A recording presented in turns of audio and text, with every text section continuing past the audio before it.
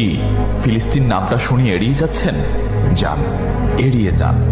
কেননা ফিলিস্তিন তো আর আমাদের বাংলাদেশ না। কোনো সমস্যা নেই, এড়িয়ে যান।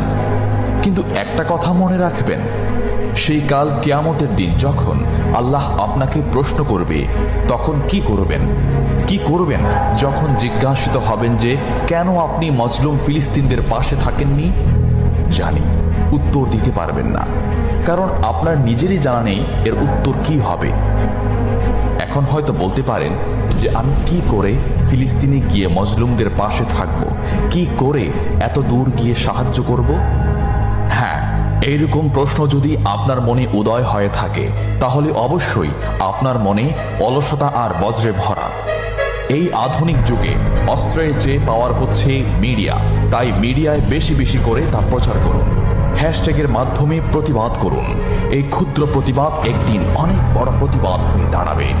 বিজয় একদিন ইসলামেরই হবে।